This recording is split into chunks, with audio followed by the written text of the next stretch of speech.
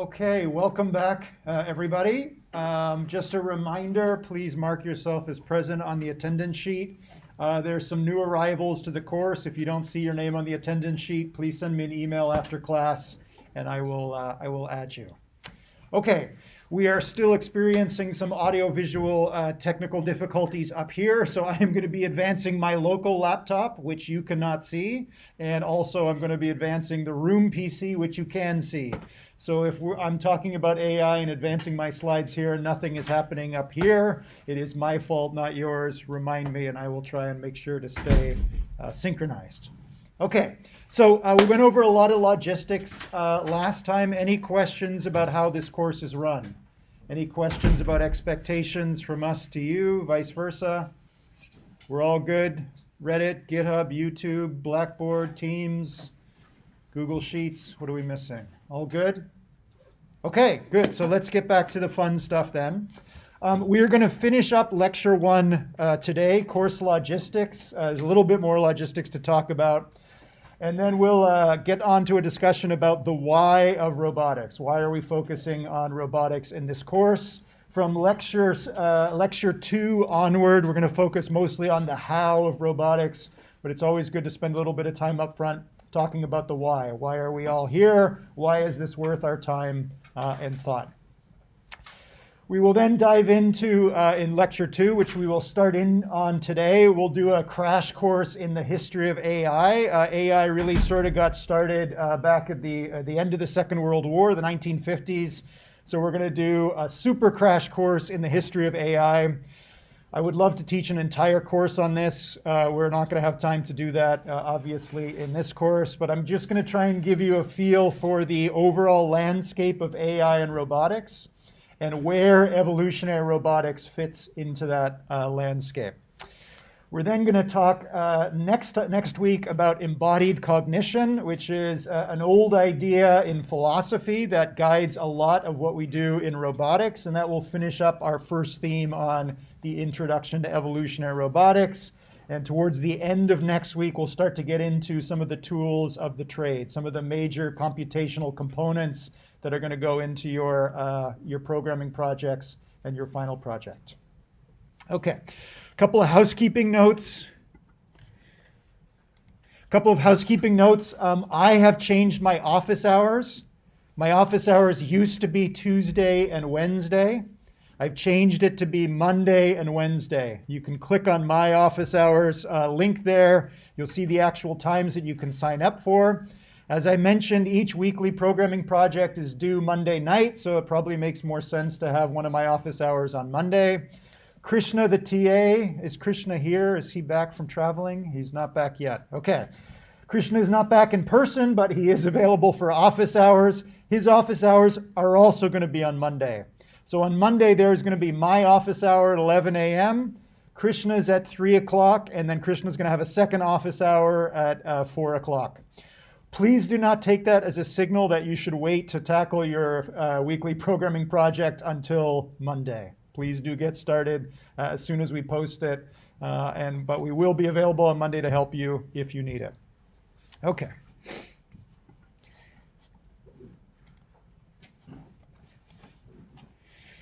Okay, I think we finished off here last time, right? We were talking about all the little hoops you need to jump through to finish up your assignments and submit them. There's a reason why we have you going through all these hoops. Here is what you are going to be building over the next 10 weeks. It looks complicated. It is complicated, but we're going to break this down into bite-sized chunks. At the end of 10 weeks, this is what you're going to have. This is the foundation on which you're going to build your final project. As we go throughout the following weeks, I'm going to gradually reveal different parts of this complex machine that you are gradually implementing. As you have already figured out, if you started in on assignment one, we are going to be using the PyBullet physics engine. PyBullet is a Python wrapper around Bullet. Bullet is the actual physics engine that is written in C++. In previous years, we did all the coding in this class in C++. So I don't think we need to do that anymore. We can use the PyBullet Python wrapper around the Bullet physics engine. What you're doing in this first week is writing a Python program there at the top called generate.py. As the name implies, you're going to be using this code to generate the description of a virtual world. We talked about the 4 components of an evolutionary robotics experiment last time: robot, artificial neural network, evolutionary algorithm, and task environment. What world is your robot going to live in, and what is it going to try and do in that world? You're going to be starting in this week on building that world. Once your code has created that world, it's going to be sent to a second package called PyroSim, which is a Python robot simulator. That's some code that I have written that sits on top of PyBullet. So Bullet is the lowest level that does all the physics for you. PyBullet is a wrapper around it. And PyroSim is going to be the middleman, the middle person between your code and PyBullet. PyBullet expects the world to be described in a particular format, the SDF format. It's very complicated. There's a lot of stuff in there that we don't need to bother with. So PyroSim is going to simplify your life. You just need to describe a few components of your virtual world. PyroSim will fill in all the other details, write out a very detailed file to disk for PyBullet to read in and simulate for you. Okay. As you move on in assignment 1, you're going to be starting to build up the body of your robot, which is also going to be generated by generate.py. So generate.py is generating the virtual world and a description of your robot. Both of those are being sent as particular files from PyroSim to PyBullet. Simulate.py is the other program that you're going to be writing this week, which is actually going to communicate directly with the physics engine. So these 2 files are going to be generate.py and simulate.py. These are going to be the 2 main files that make up your overall system. As the names imply, generate is going to generate your virtual world and your robot, and simulate.py is going to talk to PyBullet and explain how to actually simulate that world and that robot. Okay, pretty simple to get started. All good? Okay. Okay, again, just a little bit of logistics today. As I mentioned, when you get to your final project, you are free to work on a project of your own devising, or you can pick from a predefined list. Here are some examples of ideas we've thrown out in previous years. Given the same optimizer, the same evolutionary algorithm, neural network, and 8 hours of optimization on your computer, does a 4-legged robot evolve to walk further than a quadrupedal robot, or than a hexapedal robot, or vice versa? One of the things you can do in your final project is to do what's known in engineering as an A/B test. Robot A, robot B, which of those robots is it easier for your evolutionary algorithm to evolve a given behavior for? That's a common theme. Here it's comparing a 4-legged and a 6-legged robot. There's lots of other things you can try. As you'll see when we start talking about evolutionary algorithms, one of the things that you need to give to your evolutionary algorithm is a fitness function. It's a function that the evolutionary algorithm is going to apply to the physics engine to measure how well your robot is doing at whatever you want the robot to do. Throughout the first 10 weeks, the fitness function is going to be simply velocity. Faster moving robots are going to survive and produce randomly modified copies of themselves. Slower moving robots are going to be deleted by the evolutionary algorithm. It's pretty much the simplest fitness function you can imagine.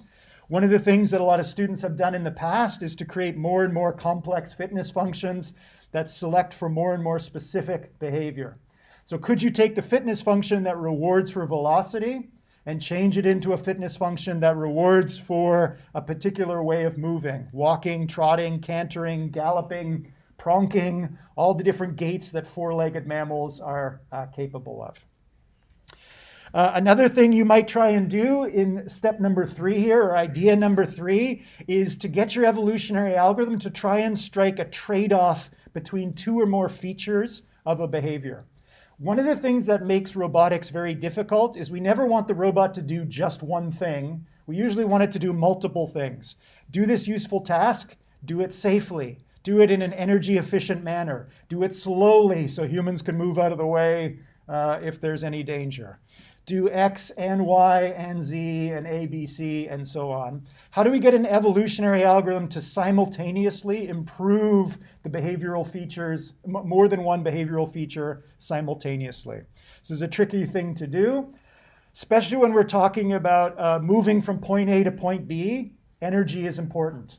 Can you evolve a robot that not only moves quickly, but moves quickly in as energy efficient manner as possible? Okay. Can you, as you start to build your robots are going to be built with touch sensors. We're going to spend a lot of time talking about sensors. Maybe you want to replace the touch sensor with something else, like a simulated laser rangefinder, and see if you can evolve a robot that walks towards round objects and away from edged objects.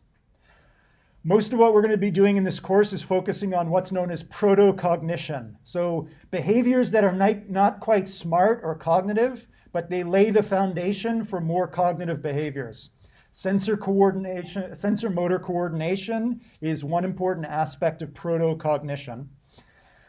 An important aspect of cognition is obviously being able to recognize and categorize different objects in your environment. Our robots can't speak. They can't tell you that they're in the presence of a round or an edged object, but they can show you that they know the difference between a round and edged objects by walking towards the former and walking away from the latter. Those are some examples of things that you can try. There's some links here to some projects from previous years to give you a sense of what's possible. Here's one of my personal favorites. After we watch an ad, apparently.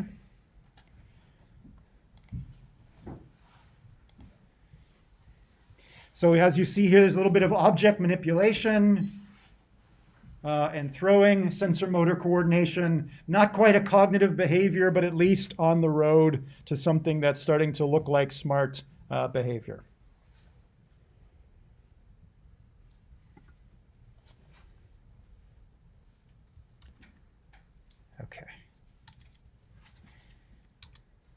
Okay, so that's just to give you a sense of the kinds of things you can do in the final 4 weeks of the semester.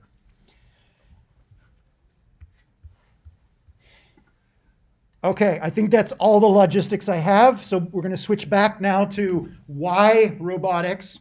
We spent a fair bit of time last time talking about why robots in general might be useful from an engineering point of view, from a scientific point of view. Now we're going to talk about why we might want to evolve robots rather than manually design them and then optimize their controller. One of the aspects of robotics that you'll become intimately familiar with is that designing and optimizing and training a robot is often a non-intuitive exercise. It's not always obvious how to get the robot to do what you want it to do. Here's a particular robot that I worked on when I was back at Cornell. This is known as the Nonaped, N-O-N-A-P-E-D, the Nonaped for 9 legs. You can see it's got these 9 black carbon fiber legs here. The Nonaped is made up of 2 Stewart platforms. You can see a GIF of one Stewart platform in the top right there. A Stewart platform has these 2 discs that are attached to one another with 6 pistons. And as those pistons decrease and increase in length, you can see that they alter the position and relative orientation of the 2 plates relative to one another. If you look at the bottom left, you can see that we took these 2 plates and we took 2 Stewart platforms and we attached them in series, one at the back and one at the front, which gives us a total of 12 pistons. Let's imagine that you wanted to try and write some code to control this Nonaped robot to move forward as quickly as possible. The simplest possible way you could control a robot is to define a matrix, a binary matrix, where each row corresponds to one of the 12 motors. So we have a matrix with 12 rows. And each column is going to correspond to a particular point in time, T1, T2, and so on. Let's imagine that each time point is 1 second on from the previous time point. So the first column is going to represent for each of the 12 pistons whether it should extend in length, +1, or retract in length, -1. The second column is going to represent what all the pistons should be doing at the next second. The third column, what all the pistons should be doing at the third second, and so on. What matrix would you write down to get the nonaped to move forward as quickly as possible? Any ideas?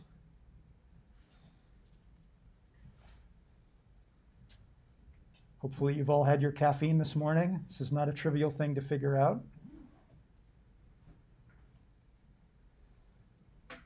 What might be a general strategy to get the nonaped to start moving forward?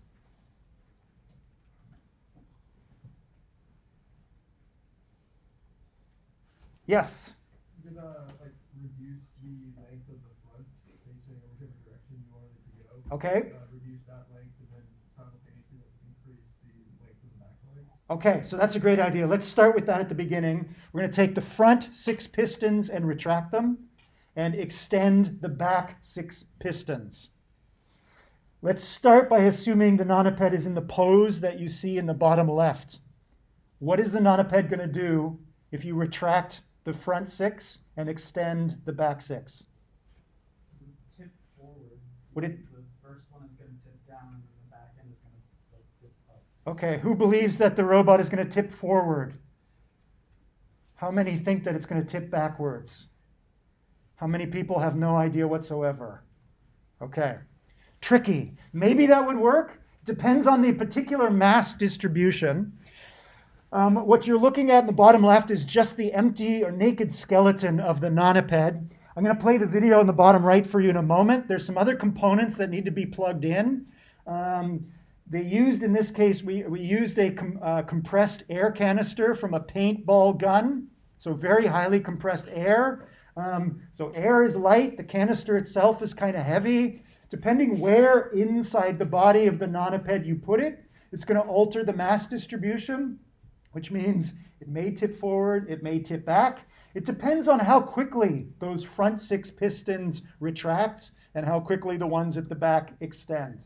We're only talking about the very first second in the life of this robot, and already things have gotten pretty complicated.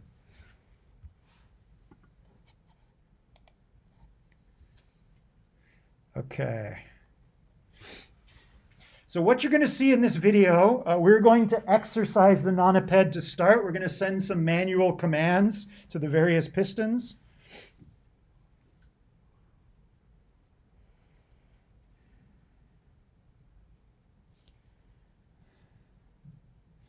The nonaped is actually a pretty strong robot, so we had to build this wooden cage and keep it away from unsuspecting students.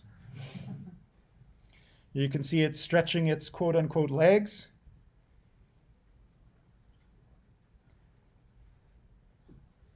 This is kind of the best we could come up with by hand. This is close to what was just suggested from the back of the room. Not bad, actually. Gets a little bit of speed.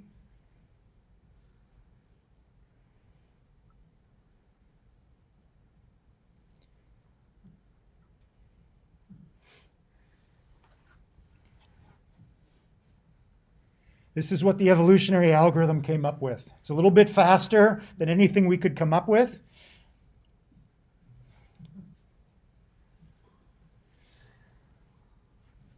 If you Google nonaped Cornell, I think there's several other videos on YouTube. The evolutionary algorithm actually managed to evolve much, much faster gaits for the nonaped than you see here. So this is not the simplest robot, but it's still pretty simple, and it's already very, very intuitive to see how to program this robot. So obviously, hopefully it's obvious that it doesn't make sense for us to sit down and create this matrix or program the control of this robot by hand. We would turn that over to an AI, and that is the standard method in robotics.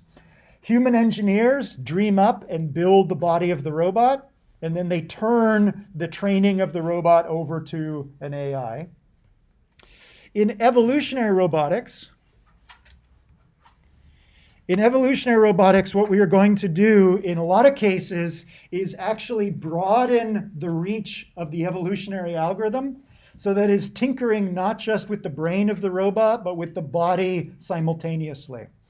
The nonaped is kind of an interesting idea, but maybe we could put 3 Stewart platforms in series. Or maybe we could attach Stewart platforms in parallel. Or maybe we could do something even more clever than a Stewart platform. Why not allow the evolutionary process to optimize the body plan of the robot along with its controller? That's going to be the main distinction between most of what you may have already seen in an AI class or what's typically done in robotics and what we're going to do in this class. When you broaden the reach of an evolutionary algorithm to tinker with the body and the brain, you often get very non-intuitive solutions. Here you can see a snapshot of an evolutionary algorithm doing just that. You'll notice at some point in this video, it's actually going to come up with a design that is bilaterally symmetric. The left side of the body looks like the right side of the body. Bilateral symmetry is a very, very good idea if you want to move forward quickly. In this case, the evolutionary algorithm came up with something that is not bilaterally symmetric and moves more or less forward.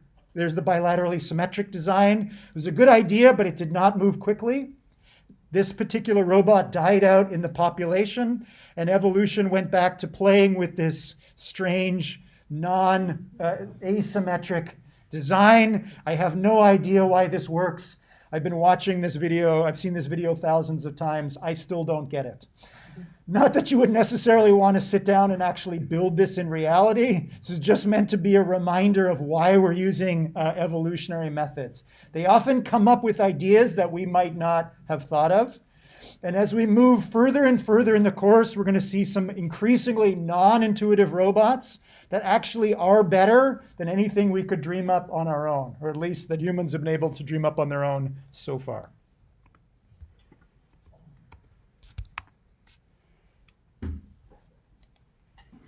Okay, we're going to talk about the history of AI in a moment. I'm going to show you the history of AI in 3 cartoons. For many, many decades in AI, we have been trying to figure out how to build neural networks, which you see here. A neural network is made up of neurons, the circles, and synapses, the arrows that connect neurons together. The big question in neural networks is how strong should these connections be? How do you wire up the neurons in a neural network to get the neural network to do whatever you want?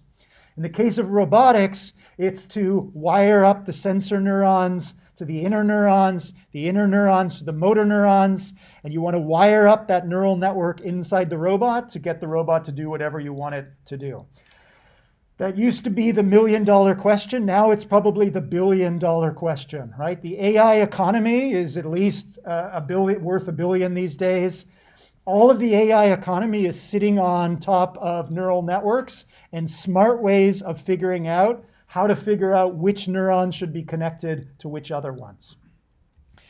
An unanswered question in AI is, what should the architecture itself look like? How many neurons should be inside a neural network? If we want a neural network to control the nonaped that I just showed you, is a dozen neurons enough? 100 neurons? 1 million? 1 billion neurons? What's the right architecture for connecting sensors to motors inside the nonaped or inside one of Boston Dynamics' robots?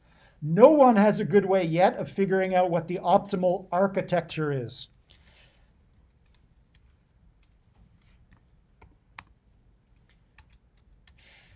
The question that we're going to focus on in this course is one step beyond that, which is, what is the right physical architecture? What is the right physical architecture for a robot? What is the appropriate neural architecture inside that physical architecture? And finally, how should you wire up the neurons inside that neural architecture? So again, as I mentioned, we're going to try and broaden the reach of our evolutionary algorithm as we go throughout this course so that it is tinkering with the physical structure of the robot, the internal neural architecture of the robot, how the sensors are directly or indirectly wired up to the motors, and then how do we tune the connectivity or the weights of influence between different sensors and different motors. I would argue that the first question is more or less answered. We have the back propagation of error. This is a fundamental algorithm in AI. It is very efficient at tuning the weights of a neural network, tuning the synapses. If you already know what the neural architecture is, and if you already know what the physical architecture of your robot is, we do not have a good way yet of figuring out these latter two questions. In this course, we're going to be using evolutionary algorithms to do so. Okay, third reason why we might want to use evolution to design our robots is it seems that evolution is pretty good. Evolution has been working for 3.5 billion years at producing adaptive machines that seem to be increasing in intelligence. And one of the important things to remember about biological evolution is there's no supervision. As far as we know, there is no supernatural being that comes in and says, this particular part of this animal is why it was able to successfully grapple with its environment and produce offspring. This other unfortunate individual that did not survive long enough to produce offspring, this is the part of that unfortunate organism that was wrong. There is no supervision. Evolution simply works in an unsupervised way. For those of you that have taken an AI course before, there is supervised learning, which is we assume that there is someone or something that can identify local failures or local inaccuracies and show where improvements should be made. If we cannot decide that, evolution is a good way to go.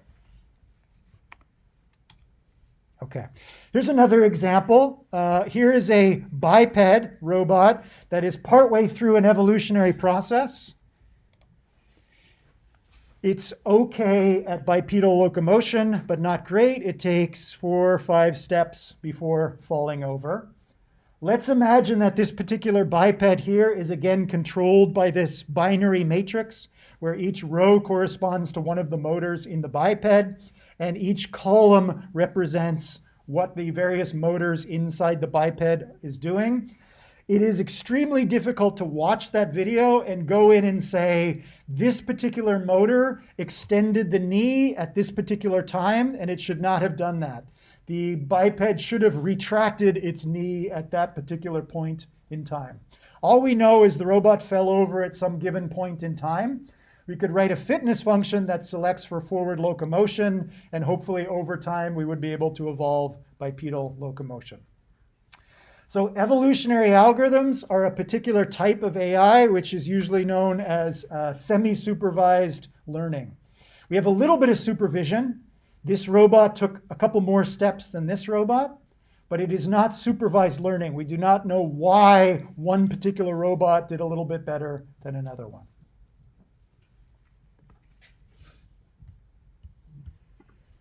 Okay, I've been showing you some simplified cartoons of some evolved robots. This is some more recent work by actually a group of computer graphics researchers that evolved muscle placement along with the neural network that controls the robot.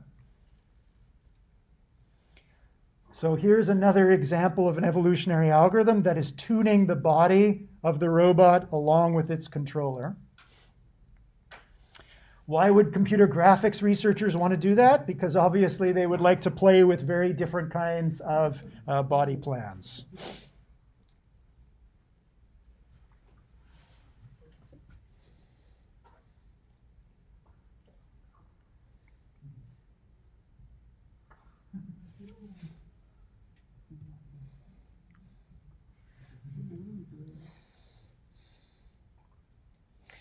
The other reason I like to show this video is because they're computer graphics researchers, they came up with some nice ways of visualizing an evolutionary algorithm in action. Have people seen this video before? A couple people, okay.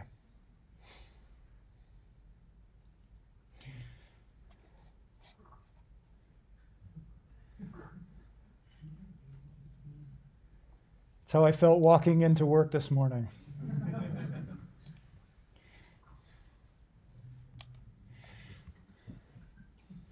You can continue watching this video at your leisure. Later in the video, they show some humanoids walking, and they start throwing objects at the humanoid to see how robust the bipedal evolved gait was. And there's a quote saying, yeah, this is how I felt Monday morning or something like that. You can go check it out at your leisure. Okay, so that concludes lecture 1. We are going to switch now to a discussion on the very, very brief history of AI.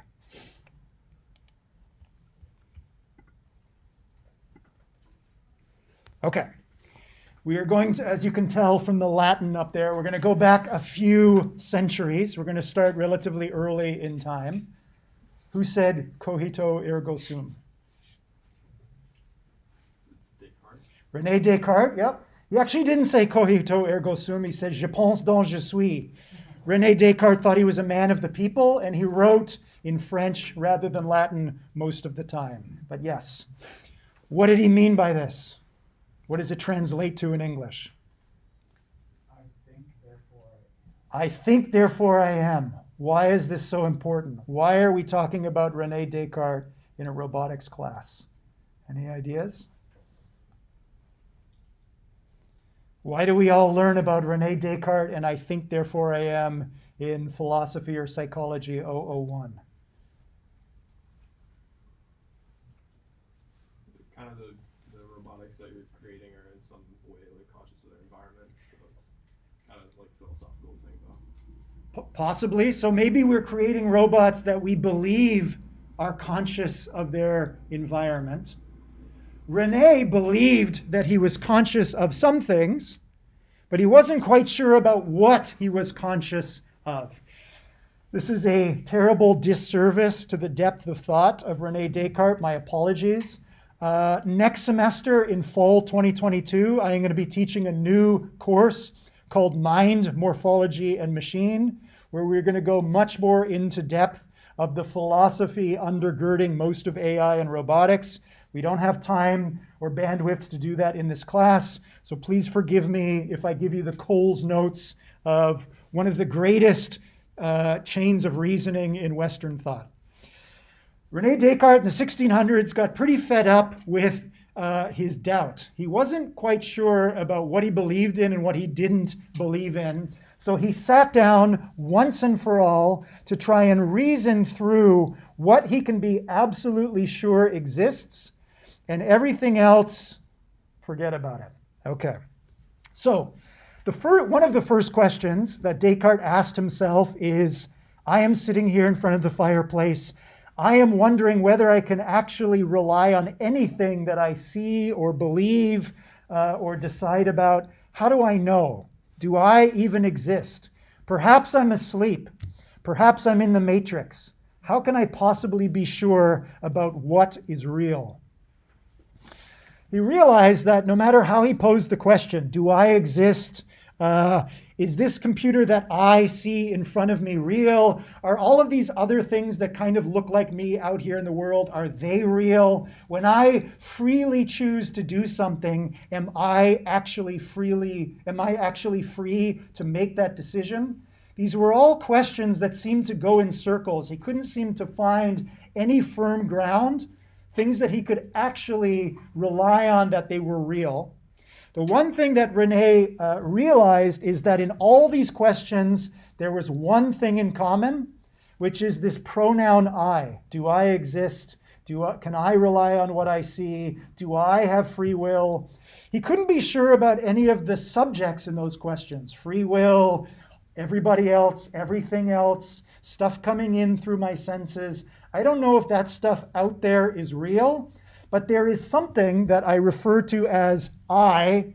That thing must be real, the thing that is asking the questions. I don't know much about it, but I can be pretty sure that it's real because it is constant across all of these questions. So that brought Descartes to the realization that there was at least one thing that he could rely on as real, the I. Descartes was a religious man, so for him that I was equivalent to the soul. Today we might refer to it as the mind or the brain. There was something in here, or in here if you like, that exists. Everything else Descartes couldn't be sure of. That certainty-uncertainty dichotomy became known in the centuries to follow as the mind-body divide. Much of Western thought, whether you realize it or not, sits on top of this fundamental distinction. There is the self and there is everything else. For us today, that might be that there is a distinction between mind and body, or brain and body. And that led to, in the very bottom here, what's become, in some ways, a problem. These two things seem to be separate. Body is separate from mind or brain. You can see that distinction right up to today in robotics and AI. There are two branches of thought in trying to create intelligent machines. One of them, AI, focuses on the brain or neural networks. The other focuses on the body, the physical mechanism underlying behavior. Robotics and AI itself is divided. There is relatively little discussion between robotics and AI researchers. They work on separate problems. They have different vocabularies. They have difficulty collaborating on projects together because of Cartesian dualism. In Western thought, it's obvious that brain and body are different. So let's tackle each of them separately, and then maybe at some unspecified time in the future, we'll try and put them back together again. As you will see in this course, it is a continuous problem, or it biases or directs the way we think about intelligence, free will, consciousness, emotions, decision-making, memory, you name it. Any of the building blocks of intelligence, the way we think about it is often influenced by Cartesian dualism. One of the things I like about evolutionary algorithms is it is a tool, it is a weapon for fighting back against Cartesian dualism. Evolution that exists out in nature, Mother Nature doesn't distinguish between nervous tissue and the body. When we talk about biological robots or xenobots towards the end of the course, you're going to see that there is no clear distinction between the thinking part of a xenobot and the doing part of a xenobot. This idea that body and brain is different is, no pun intended, in our heads. It is not necessarily something that exists in reality. Okay. Just as a reminder that if you're annotating a copy of the slides, I'm going to leave up empty red boxes from time to time, and that's just a prod for you to fill in detail as we go. For those of you that are interested in the philosophical underpinnings of AI and robotics, or intelligence in general, I suggest discourse on method actually going back and reading Descartes at its source. Okay, let's jump forward 300 years to the early 1900s. And leading up to the Second World War, Alan Turing and some of his colleagues were starting to build the very, very first computers. Before physical computers existed, computers were already a thought or a thought experiment. For Turing, the thought experiment looked like this. This became known as a Turing machine. For the computer scientists here, anyone want to give a 1 or 2 sentence summary of what a Turing machine is or what a Turing machine does? Yes? So theoretically, infinitely long tape in which a tape reader goes from left to right reading it until there's no more to be read. Absolutely. So as you mentioned, we have this infinite tape. This is a thought experiment. And the machine, this thing, moves back and forth along the tape, or it moves the tape back and forth. And this machine can read symbols that are on the tape. So there is some input to the machine from the tape. The machine itself has some internal processing, and it manipulates that symbol and it combines it with its internal state or its memory of things that have happened in the past. And combining input plus internal state, it cogitates or thinks, and then possibly performs an action. There are 2 possible actions the Turing machine can perform. It can erase the current symbol and replace it with a new one, or it can move the tape back and forth. Input, internal processing, output. Descartes taught us that brain and body are separate. It often feels like brain and body are separate. It seems obvious. It also seems obvious to most of us that we sit taking notes. There is some input falling on your eyes, which in this case is this current slide. You're thinking about this slide or possibly thinking about something else, and you may or may not write some symbols onto the piece of paper in front of you. It seems obvious we are also all Turing machines. Input, internal processing, output, right? Obvious. Okay. One of the other things we are going to try and do in this course is demonstrate that thinking about thinking is misleading. This is why robotics and AI is so hard. It's obvious to us how we make decisions. It's obvious we have free will. It's obvious that we have internal memories and they reside in here somewhere. As we go further and further in robotics, you're going to see that one of the things robots do is challenge our preconceptions about what intelligence actually is. Robots are going to help us try and demolish Cartesian dualism. They are also going to militate against the Turing machine, as we'll see a little bit later. Okay, let's jump forward another 20 years to the 1950s, and let's travel down the road to New Hampshire. In the spring of 1956, a handful of researchers got together and they wrote a proposal to the US government asking for a little bit of money. And in that proposal, what they proposed was that they would hold a 2-month, 10-man study of artificial intelligence. This is the 50s, so it's man, of course. This was the very first time that the word artificial intelligence was ever used in this proposal in the spring of 1956. We proposed that for 2 months, we're going to hold a conference in the summer of 1956 at Dartmouth College in Hanover, New Hampshire. And this study, the summer study, is going to proceed on the basis of the following conjecture.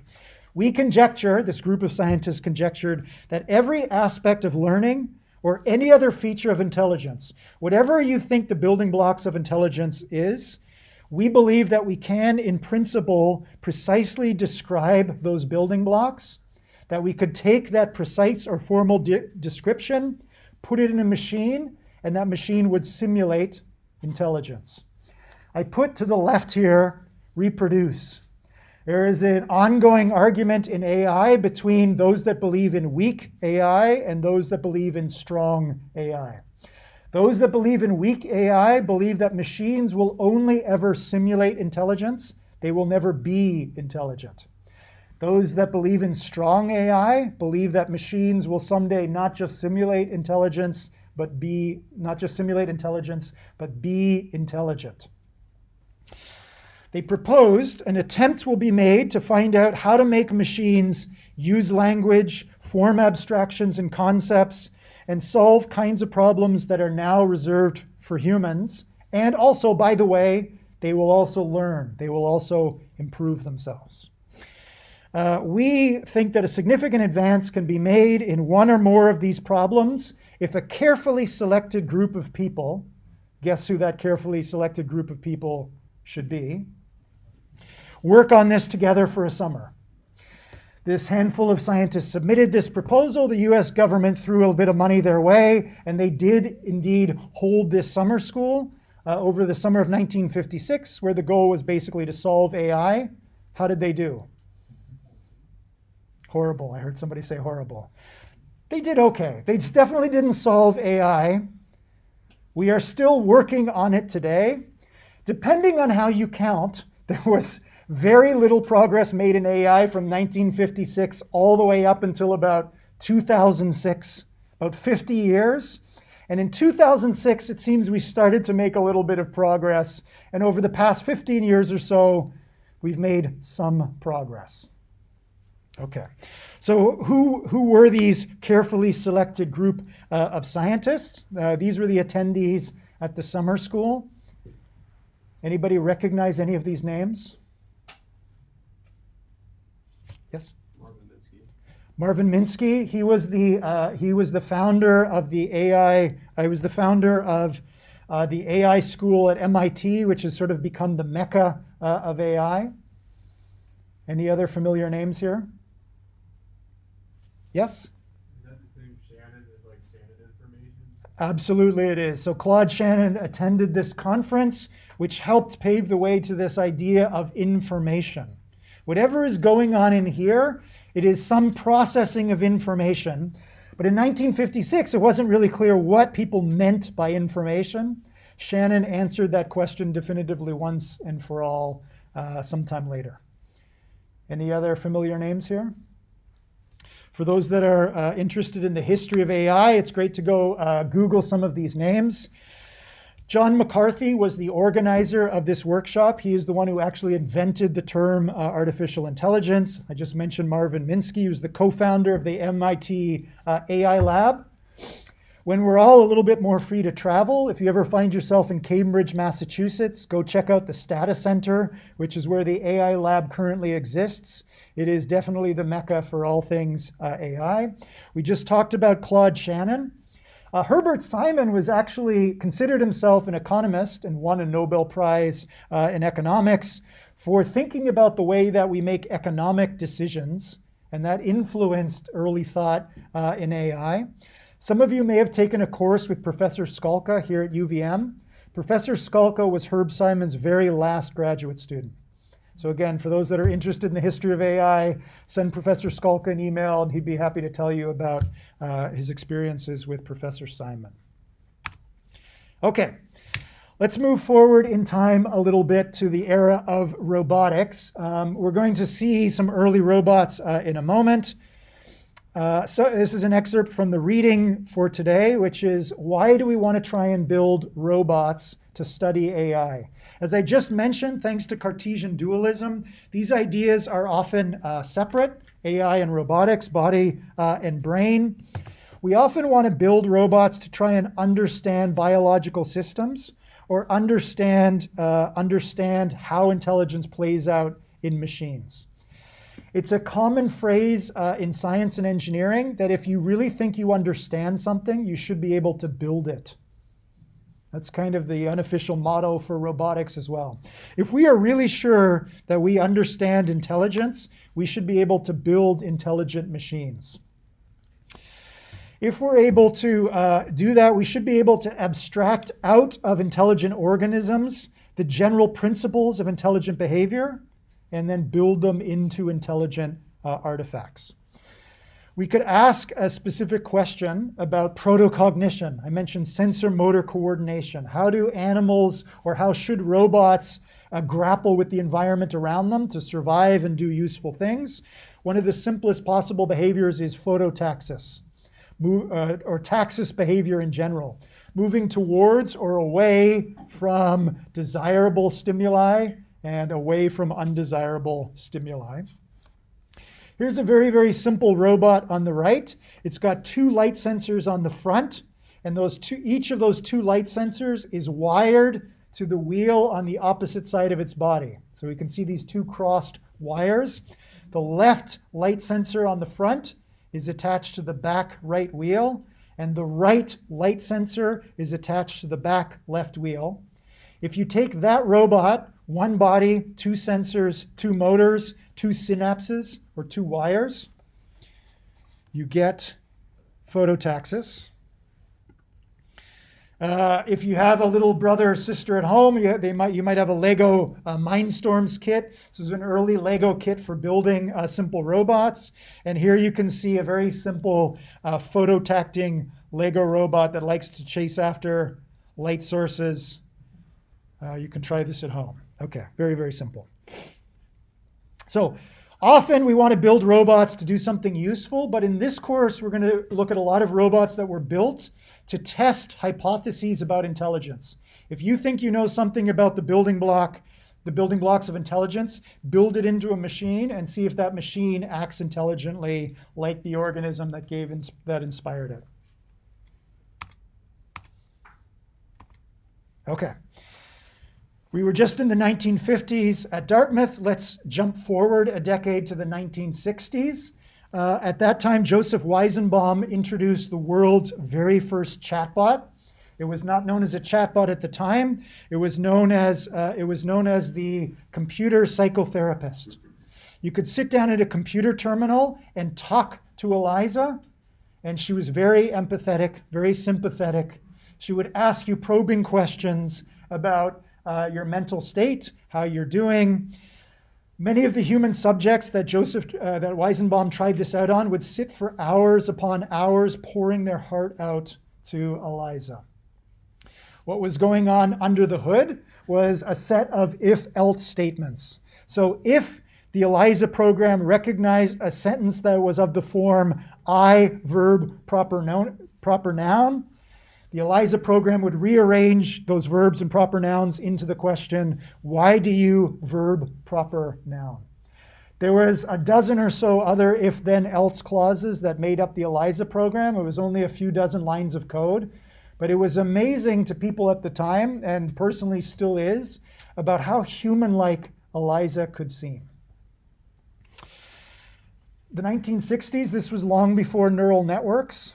It was obvious in the 1960s that what was going on in human brains was just some very complicated nested if-then-else set of statements. If I see this, then do this. If I see that, then do that, and so on. Okay.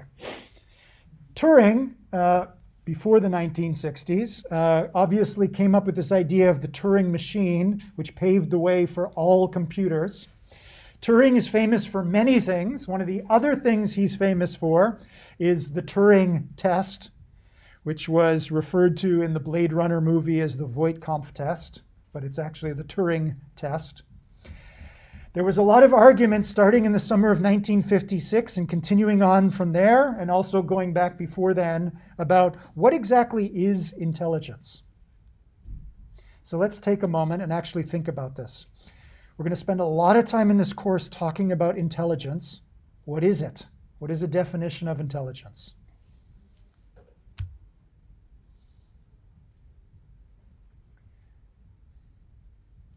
You are all intelligent individuals. You have firsthand experience with intelligence.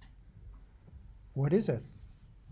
Partly providing for one's needs and getting the necessities for one's survival. Okay, so intelligence is a tool. It helps us survive. There are many, many species on this planet that, at least from our perspective, are not necessarily intelligent, or not in the way that we are intelligent and do perfectly fine. So it is a particular strategy. Any other potential definitions of intelligence? Yes? The ability to learn. The ability to learn, okay. Thinking on its own. Sorry? Thinking on its own. Thinking on its own, okay. If you can foster innovation. Foster innovation. So I've heard learning, thinking, innovation, survival. Survival, at least, is relatively easy to define. You either survive or you don't. We're trying to define intelligence. We heard learning. We're going to have to define what learning is. What is innovation? What is thinking? We're going to need definitions for those terms as well. Making decisions accordingly from different situations. Okay, decision-making seems to be an important part of intelligence. It's obvious that we all make decisions. You are probably thinking about or deciding what you're going to do when class ends in a few minutes. It's obvious that we do it. But if you actually try and sit down and write a formal definition for what decision-making is, not such an easy thing to do. For Turing, at least, it felt like all of these discussions and arguments about thinking, intelligence, consciousness, free will, they seem to be going in circles. Each definition relied on one of these other terms, which itself was ill-defined. Turing realized that even if we thought we had a formal definition of intelligence, we certainly weren't applying it to other people or ourselves. From Turing's perspective, it seems that we judged other people as intelligent based on their actions. And it seemed that we were also doing the same to ourselves. So Turing gave up on the whole enterprise of trying to actually formalize intelligence and basically said, we'll know intelligence when we see it. And how will we know when we see it? If something can convince another human being that it is actually an intelligent human being, that thing has passed the Turing test and it is intelligence. In the interest of time, I'm not going to play this video. You can go and watch this if you haven't seen it before. This interviewer here is going to interview another person to see whether they pass the Turing test, and things do not go very well for the interviewer. Okay, so from the 1940s forward, there was an ongoing argument about what even intelligence is. If we can't formally define it, how can we do what the pioneers of AI wanted in 1956, which is to write a formal definition of it?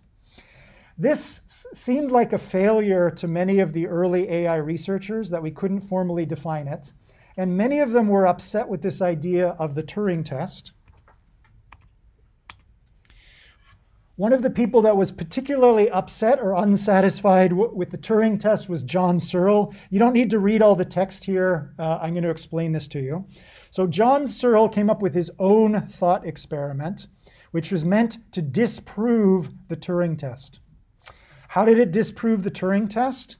From Searle's perspective, this particular system, this particular room, which became known afterwards as the Chinese room, this room, which I'm going to describe to you in a moment, passes the Turing test. But how can a room be intelligent? A room is an inanimate object. A room can't think. A room can't make decisions. A room can't innovate or think. So if this thing can pass the Turing test, then the Turing test is flawed. It's too permissive. It allows things to pass the Turing test and, according to Turing, be intelligent, although it's obvious to all of us that a room cannot be intelligent. Okay, again, I apologize. I'm not going to do due diligence to the Chinese room argument. I'm going to give you just the Coles Notes version of it. We create a room, and in that room, we place an English speaker, and we're going to assume that this English speaker does not speak or understand Mandarin whatsoever, only English. Outside the room are a couple of people that do understand Mandarin, and they are going to write on a piece of paper a question in Mandarin and pass it through this slot in the door to the person inside the room. The person inside the room receives this piece of paper, and from the point of view of this person in the room, all they see is a whole bunch of squiggles and squaggles. It's a whole bunch of symbols that don't mean much of anything. And it seems our audiovisual problems are continuing. There we go. Okay. Person inside the room sees this set of indecipherable symbols.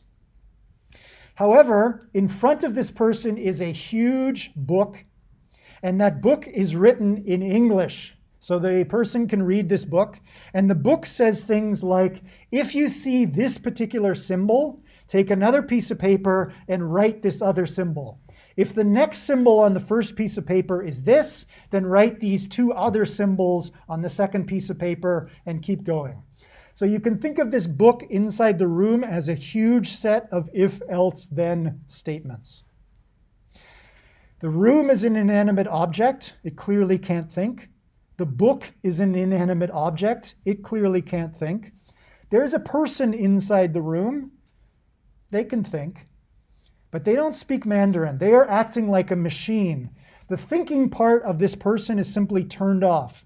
They are just a mechanical device that is referring to this book and translating some symbols into other symbols, writing these new symbols onto the second sheet of paper, and then passing this second sheet of paper back out the slot of this door to be received by the Mandarin speakers outside, who read the Mandarin written on this piece of paper and realize that it is a cogent, well-argued, well-articulated answer to the question that they passed into the room.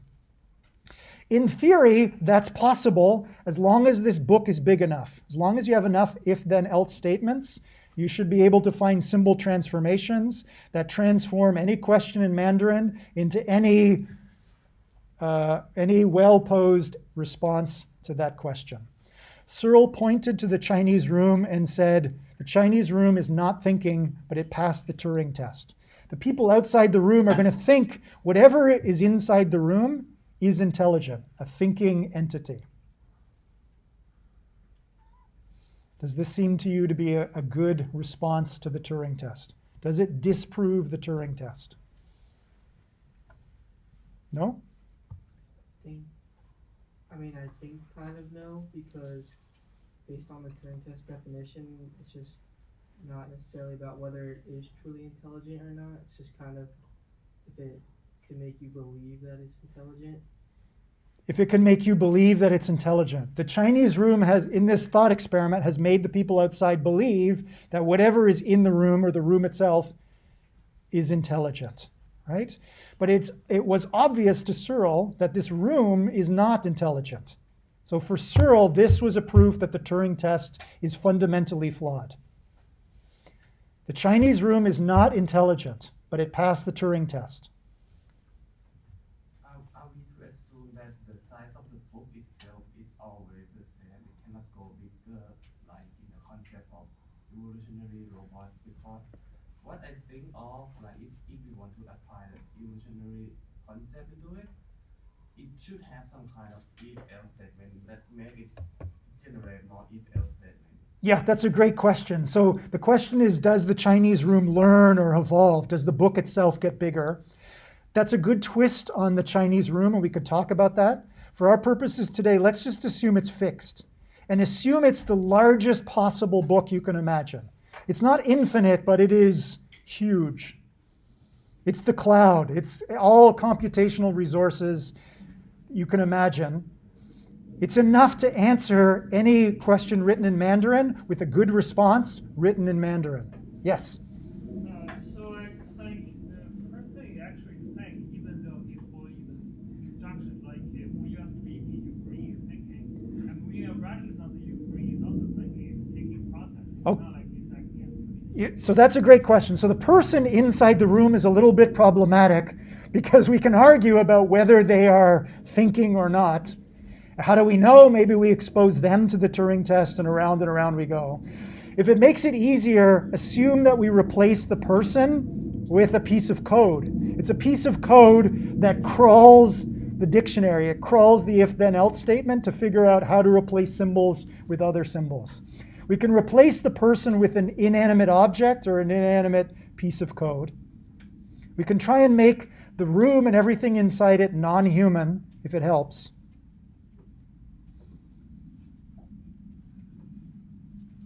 If you took a human who translated a document in Mandarin versus a machine who translated that document, and they both produced similar answers, would you assume a difference in intelligence? Exactly. So for the Mandarin speakers and understanders here, I don't speak Mandarin, but if somebody asked you a question in Mandarin and you gave back a cogent answer in Mandarin, you not only passed the Turing test, you're obviously different from the Chinese room.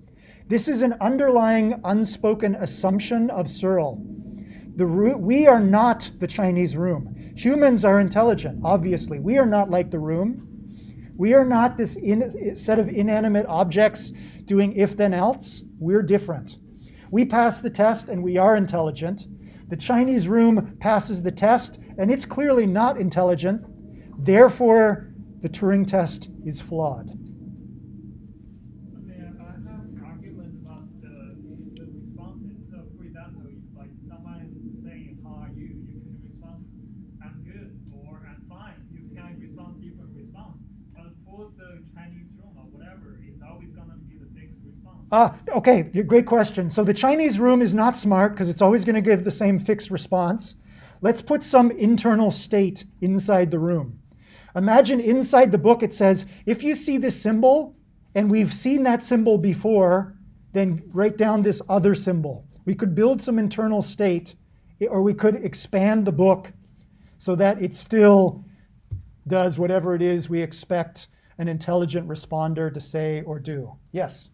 And I guess you could consider the room almost intelligent just depending on context. This is the problematic aspect of the Chinese room.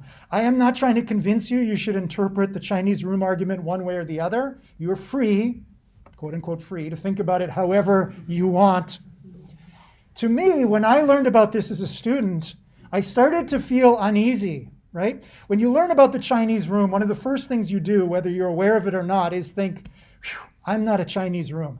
I can receive a question in English and usually give a pretty cogent response in English because I am intelligent. I am a thinking being. I make decisions. I have consciousness. I have free will.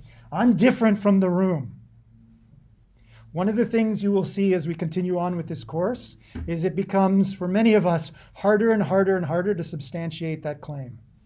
Humans and biological organisms, dogs, upper mammals, we're different. We are smart. Lower animals and trees are not smart. Rooms and dead books are not smart. We are different. In my personal opinion, the Chinese room backfired on Searle. It simply was one more brick in the wall that we are not as special as we might think we are. Again, that's just my personal opinion. Okay. All right, let's move forward deeper into the 1980s. We got 10 minutes left. Meanwhile, elsewhere, Valentino Bradenberg was experimenting with fruit flies. Those of you that live in student housing, you're probably intimately familiar with fruit flies. They love rotting food. Fruit flies are excellent navigators. If there is a piece of rotting fruit in the far corner of this room, and I opened up a vial with fruit flies in them, they would circle around and eventually, unerringly, they would find the rotting fruit in this room, no problem. In the 70s and early 1980s, Bradenberg, who was a neurophysiologist, he studied the physiology of brains, and among other things, he studied the physiology of fruit fly brains. You've probably all seen a fruit fly. It's exceedingly small. It's about the size of the head of a pin. The brain of a fruit fly is even smaller. There were theories floating around at that time about how fruit flies performed taxis behavior. Not phototaxis, not flying towards a light source, but flying up an odor gradient, more and more smell of rotting fruit. How did they do that?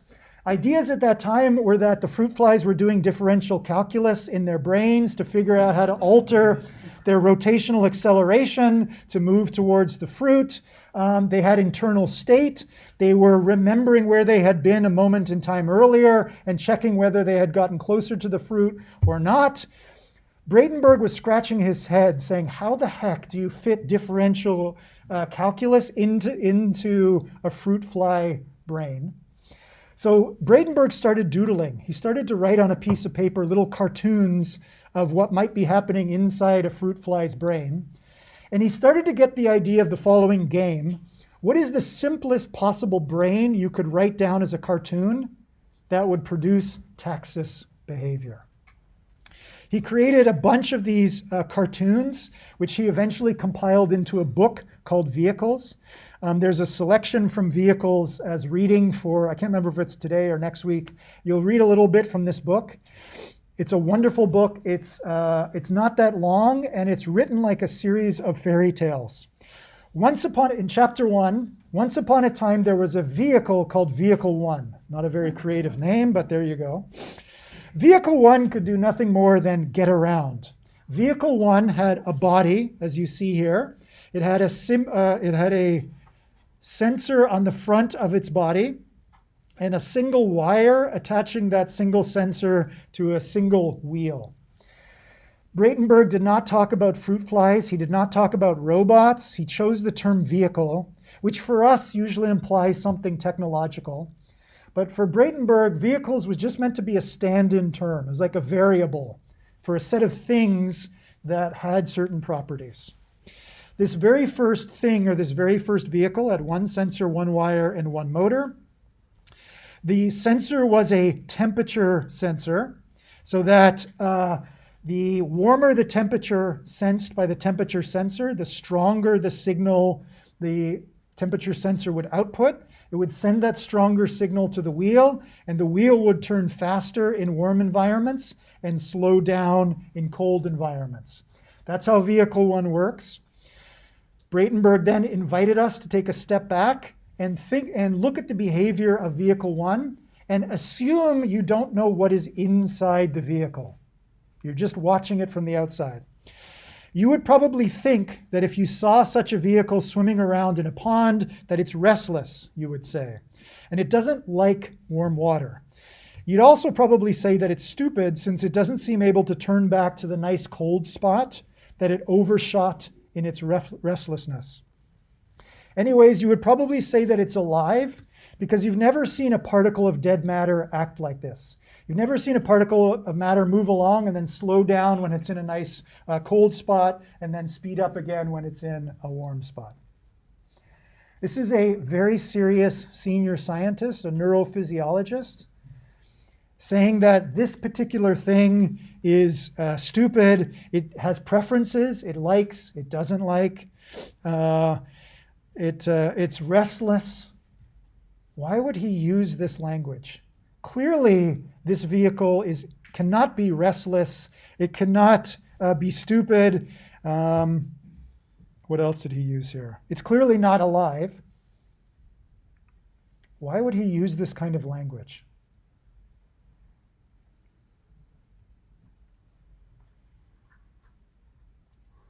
When you leave class today, you're probably going to move relatively slowly when you're indoors and nice and warm. And the moment you need to go from one building to the next, when you're in a cold environment, you are going to speed up until you get to another nice, warm indoor environment, right? We are obviously different from vehicles. We feel uncomfortable in very cold temperatures, and we try and get past them as quickly as possible. Definitely giving the vehicle a humanistic trait to it. He is giving this vehicle sort of human properties, or at least biological properties, right?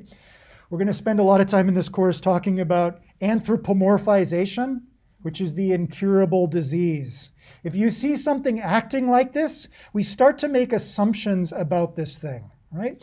The moment we crack open vehicle 1 and see what's inside, we say, oh, our mistake. No restlessness, no preferences, no curiosity, no uncomfortable, no comfortable. It's inanimate. It's different from us. We are different, right? Okay. Let's look at chapter 2 in this book. In this case, Bratenberg expanded his vehicles a little bit. In chapter 2, he starts out saying, once upon a time, there was vehicle 2A and 2B. This is vehicle 2B here, which is the aggressor. In this case, we have 2 sensors on the front. They're no longer temperature sensors, they're light sensors. The left light sensor is attached to the back right wheel, and the front right sensor is attached to the back left wheel. And as you saw with the Lego robot a few slides back, if you chase after this robot with a light source, it will turn towards the light source, because there's more light falling in this cartoon on the left sensor than there is falling on the right sensor. More light on the left means a stronger signal on the left. That stronger signal on the left causes the right wheel to turn faster than the left wheel, and it will turn towards the light. Imagine this robot has started to turn towards the light. What happens at this next time step? There was more light on the left, so it's turning towards the left. It's going to start turning less to the left because now the difference in these 2 signals is less.